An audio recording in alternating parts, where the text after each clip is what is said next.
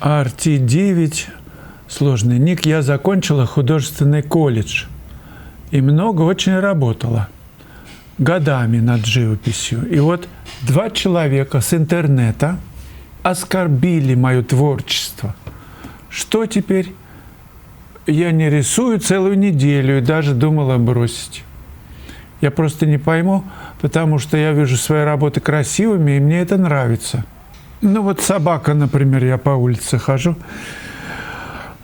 несколько собак облаяли.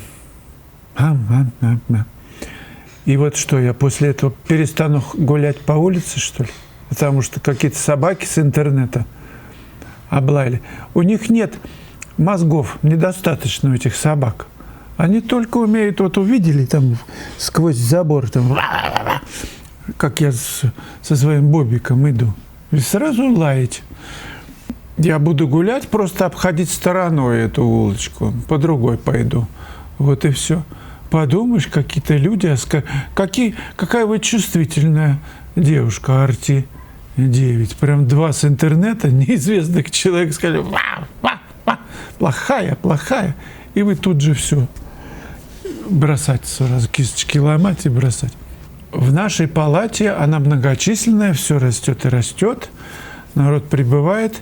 Нужно закаляться, разные люди приходят на койках, на койко-местах лежат, занимают их. Разные, бывают такие, что и набросятся. Что ж теперь делать?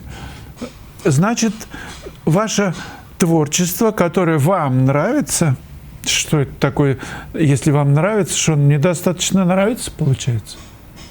А если сильно нравится, вот вы приготовили, не знаю, кашу, перловку, или там пшенку, пашино с тыквой, и немножко еще изюмчика, ну так, чуть-чуть, или клюковки. Вам нравится прям вообще. А вот эти 2 с интернета сказали, чухня, мазня, не каша совсем. И что, вы перестанете есть, что ли? Я к тому, что достаточно, если вам нравится, вы на верном пути. Всегда найдутся те, кому тоже понравится ваша каша. DM3 тоже какой-то сложный тут, значит, еще старый вопрос. Вроде бы вы делаете разбор полетов. Вроде. Как узнать цену? Да на сайт зайдите, да узнайте. Вот и все. Очень просто. Присылайте работу, мотив на разбор и сделаем разбор полетов. Более того, сейчас курс я затеял. Цветение персика. Прислали на сегодняшний момент 38 работ. Мы скоро 10 числа заканчиваем эту процедуру, то есть вы присылаете на конкурс по одной работе вот этого мотива, который в первом уроке на сайте, чтобы у всех были равные условия. И мы вместе с вами путем установления лайков, сердечко, вот и как раз и научимся лайки ставить. Мы сами все, в Телеграме, выберем 3 победителей. Первому, самому главному, будет дан расширенный пакет, бесплатно. 2 другим базовый пакет. Я покажу работы, покажу победителей. Мы начнем потом пахать над еще 4 уроками. И в конце я задумал еще провести 1 конкурс и еще окончательно выбрать победителей уже по результатам курса. Потом это радостно сообщу, назначим дату и будем к этому двигаться. Чтобы был стимул, чтобы вы старались сделать как можно лучше. Вот такую идею я вам пропагандирую. Первый урок на сайте выложен, вы его можете посмотреть и прислать опять работу как участник конкурса. 10 числа в 12 часов ночи мы завершаем этот марафон и потом будем дружно выбирать победителя. Анастасия. Интересно узнать точку зрения Вячеслава, да и вообще понаблюдать за образом мышления творческого человека. Вячеслав, интересно, сколько картин у вас в мыслях на очереди ждут, когда вы их напишете? Мне разные идеи приходят, и сложно выбрать какую-то одну. Я поэтому иногда очень долго вообще ничего не пишу. Я так же. В смысле, вынашиваю. Потому что не могу выбрать, что написать в первую очередь, да, как Буриданов осел, 2 стога сена. Он не знает, к кому идти, к левому или к правому, и может вообще от голода как бы это самое неприятность случится у него, потому что не может выбрать. Ну, надо очередность какую-то сделать. Ну, наверное, по принципу того, что сильно трогает, особенно сейчас. Понятно, что это может завтра исчезнуть, но, значит, завтра будет еще что-то трогать. Успевать писать быстро. Ван Гог писал 2 работы в день, так среднего формата. Всего 10 лет работал. Ну, если это многофигурная какая-то сложная задача, требующая там длительных часов у холста, ну, тогда что? Друзья, давайте советовать Анастасии, что делать тогда. Ну, хорошо, тема, если действительно в сердце запала, но она же не отпустит. Вот часто говорят, не отпускает тема. И прям трудиться и трудиться. А между прочим, какие-то там делать между делом, какие-то еще этюды, там, зарисовки, ну, такая ежедневная радость. А это особая радость – писать картину. Сколько у меня на очереди? Да у меня огромное количество идей, я их в папочки складываю, иногда смотрю, ух, как классно. И просто холсты загрунтовал сейчас большие. Ну, буду делать по мере интуиции, ощущений, вот как комфортно, чтобы это не превратилось в обязаловку какую-то. Ну, так вот, естественно, чтобы было. Чтобы в радость. Заставлять себя не надо.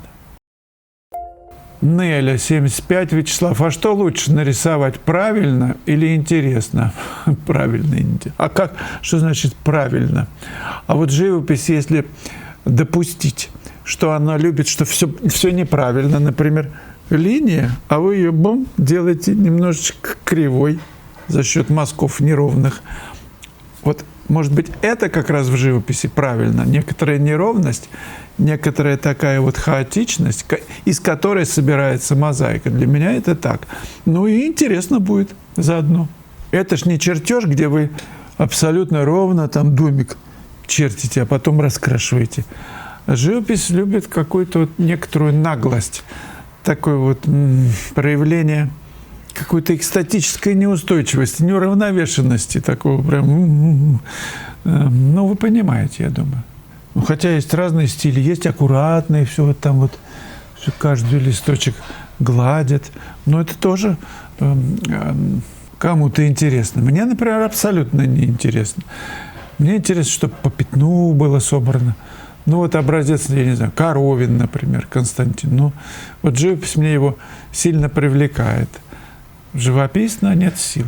Ну, кого еще назвать вот из таких живописцев? На самом деле их огромное количество и современных. Тим Сергеев. На ощущение красоты часто влияет такой феномен, как мода. Кому-то красиво лишь потому, что модно. И в этом проблема, когда мы пытаемся понять, где хорошая живопись, а где не очень. Да вопрос не кому-то, а вам, как нам, мне.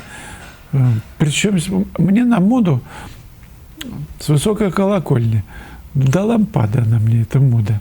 Может быть, потому что я избалован хорошей живописью, которая просто, ну, насмотренностью, которую много видел где. И это меня сильно подталкивает быть на уровне, что ли, но соответствовать. И зная, что в мире много хороших художников и много произведений высочайшего класса, ну, конечно, хочется как-то не уступать. И тогда где эта мода вот для меня? Да ее просто не существует. В живописи мода? Не знаю. Подскажите, друзья, что это значит? Как галеристы иногда звонят: вы извините, Вячеслав, ну вот такой покупатель, и вот ему нужно там, я не знаю, у него там голубые, например, стены, и голубые чего-то там еще вазы, книги, корешки. Вот что-то ему надо голубое. Есть у вас? Есть. Вы извините, ради Бога, ну такой покупатель пошел. Будем подбирать голубое, ничего. Чтобы соответствовать вазам и чему там еще, бутылочкам, пизуркам, которые в этой комнате есть, обоям, конечно же. И живопись подберем, ничего. The Lionel. Вячеслав, можете рассказать о своей последней проданной картине? Ну, 2 работы недавно приобрел коллекционер. Я их покажу сейчас в конце ролика. А что ж о них рассказывать, не знаю. Они обе написаны. У него была задача, ну, вот Гурзуф, вот там, где я люблю, Ялта. И он как раз выбрал из моих 2 работы. Одну я писал под Айпетри, «Виноградники». Красным мы с Пашей Шумовым там писали. Кстати, он мне недавно сказал: Слава, все, вырубили эти виноградники. Все. То есть те картины уже являются историей. Там уже нечего писать. Кто-то, видимо, выкупил эту землю, и нафиг все эти виноградники. Что там будет? Гольф-поля, наверное. А вид обалденный. С этих точек еще писал Федор Захаров. Почему Паша меня туда и повез как-то? Не доезжая Алупки, направо виноградники. Ну вот Паша говорит, что уже их нет. А вторая была написана вот сейчас, в феврале-марте, в период цветения, что там на Чеховке, вишня или что-то, беленькие такие цветы. И она написана творчески, мазисто. Вот покупатель. Это приглянулось ему. Михайлош.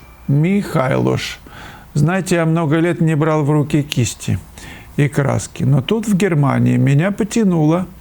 И, конечно, когда перерыв 15-20 лет, то сразу выходит нехорошо. И даже ненормально. А нормы у меня привиты еще с академии. Но вы так меня вдохновляете продолжать работать. И вот снова ваше видео меня поддерживает. Спасибо большое за вашу ауру, которая настолько сильна, что передается в ваших видео. Спасибо, дорогой Михайлош. Это прям бальзам на душу. Я стараюсь быть просто честным и в живописи, и в разговорах с вами. Видеоуроки всякие тут есть, и классы. И, кстати, ближайшие классы, пару слов скажу, когда они и где будут. На сайте информация выложена с 8 по 10 августа. Гурзуф. Приезжайте, покупайте билеты заранее. Думайте, как добраться, если еще они есть, конечно, либо на машине. Из той же серии дополнительный класс будет 12, 13, 14 сентября. В Ялте я собираюсь пописать, и в Гурзуфе, может быть, тоже. Тоже можете записываться в эту группу. Набор идет. 8-12 октября Гарда. Новые локации, новые интересные места. Там писать просто сказка. С 15 по 19 октября 5 дней в Риме будем работать. И маслом постараемся, и водными красками. Мы с Олей Селиванчик уже подбираем места, где мы будем работать. Тут такое дело, Михайлош. Я вдохновляю вас, ну и не только, видимо, вас. Главное, что я себя сам вдохновляю, понимая, как много и с каким упоением большие мастера живописи работали. Глядя на их произведения, ну, в известных музеях, просто склоняю голову перед их трудолюбием, мастерством. Ну, перечислять не буду, у всех у нас есть свои любимые мастера, но главное, что они были и есть. Но это трудолюбие, это большой труд, и он так приносит много радости, что ради этого стоит жить.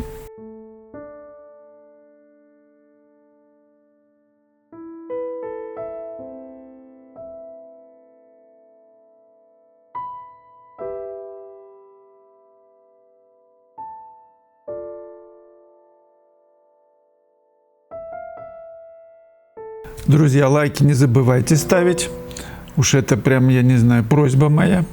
Делитесь с друзьями видео. Я продолжаю выкладывать материалы и мои видео, как я работаю, на канале Boosty. Заходите туда, и вы много чего там увидите. Вы просто ленту полистайте, сколько уже там работ, которые пишутся, показываются. Это, я думаю, будет интересно. Цена небольшая, ну, подписки разные есть. 2, 3, 4 стакана кофе. Ну, за месяц. Вы можете себе позволить поддержать художника, дать ему на 4 стакана кофе? Это пока.